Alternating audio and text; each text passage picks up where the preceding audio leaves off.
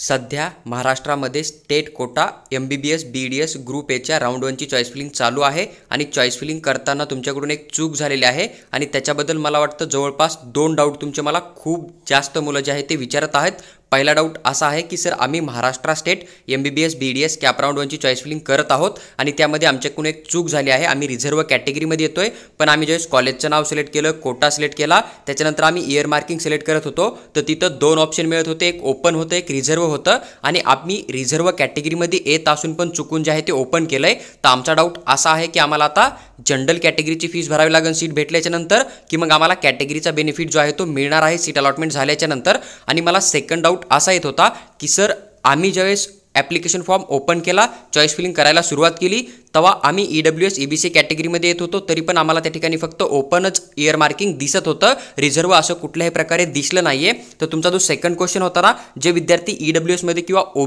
EBC कॅटेगरीमध्ये येत आहे ना, तर या मुलांना ओपन कॅटेगरीमध्येच कन्सिडर केलं जातं, ही गोष्ट लक्षात ठेवणं आहे। जर तुम्ही EWS EBC मधून चॉईस फिलिंग करताय तर तुम्हाला रिझर्व कॅटेगरीचा इयर मार्किंगचा कुठल्याही प्रकारे ऑप्शन मिळणार नाहीये। म्हणजेच जे मुलं जनरल कॅटेगरीमध्ये येत आहे, EWS EBC कॅटेगरीमध्ये येत आहे ना, तर ते मुलं फक्त ओपन आणि EWSच्या सीटसाठी अप्लाय करू शकताय, ते मुलं कुठल्याही प्रकारे रिझर्व कॅटेगरीच्या जागांसाठी अप्लाय करू शकत नाहीये। पण जे मुलं रिझर्व कॅटेगरीमध्ये येत आहे, मग तुम्ही SC कॅटेगरीमध्ये असाल, ST कॅटेगरीमध्ये असाल, OBC VJ NTB NTC NTD किंवा SCBC कॅटेगरीमध्ये असाल ना, तर तुम्ही चॉईस फिलिंग करताना ओपनच्या ज्या जागा दिसतात तुम्हाला सीट मॅट्रिक्समध्ये त्या जागांसाठी पण अप्लाय करू शकतात, त्याचबरोबर तुम्ही रिझर्व कॅटेगरीच्या ज्या सीट आहेत त्या सीटसाठी पण अप्लाय करू शकतात। तुम्ही जर रिझर्व कॅटेगरीमध्ये येताय, तुम्ही जर ओपन सिलेक्ट केलं ना, तर त्याचा अर्थ असा होतो की तुम्ही ओपनच्या सीटला पण अप्लाय करताय आणि तुम्ही फक्त रिझर्व जर समजा सिलेक्ट केलं तर मग त्याचा अर्थ असा होतो की तुम्ही तुमच्या कॅटेगरीच्या ज्या जागा आहेत ना आपापल्या कॅटेगरीनुसार, तर त्या जागांसाठी तुम्ही अप्लाय करू शकताय। तर तुमच्या फर्स्ट क्वेश्चनचं माझं आन्सर असंच राहील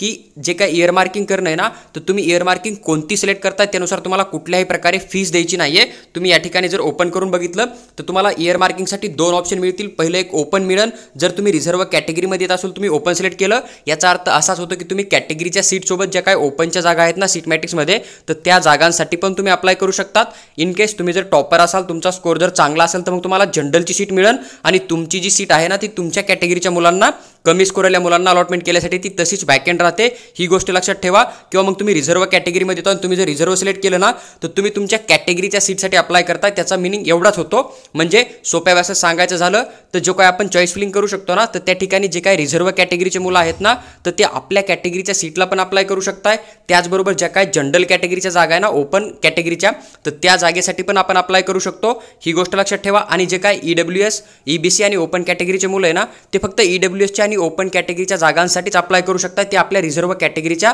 जागांसाठी अप्लाय करू शकत नाहीये। तर सगळ्यात सिंपल पॉईंट आहे, तुम्हाला कॅटेगरीनुसार फीस देणं आहे की ओपन कॅटेगरीची फीस देणं आहे ना, तर हे तुमच्या चॉईस फिलिंगमध्ये तुम्ही जे इयर मार्किंग सिलेक्ट करताय ना त्यावर डिपेंड नसून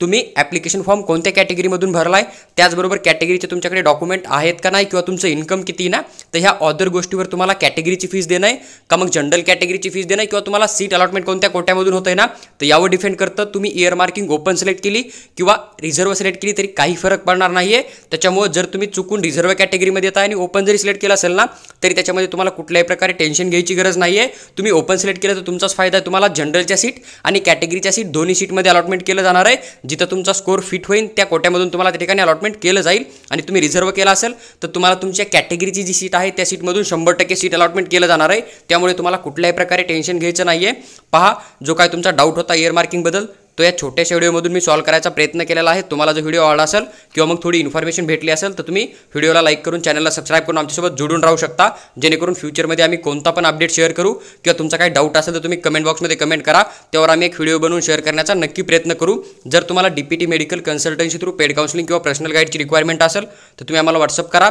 आम्ही तुम्हाला त्या ठिकाणी त्याच्याबद्दल सविस्तर माहिती नक्की शेअर करू किंवा आमचा टेलिग्राम ग्रुप जॉईन करू शकता, आम्ही तिथे तुम्हाला फ्री ऑफ कॉस्टमध्ये 100% एकदम परफेक्ट गाईड करू।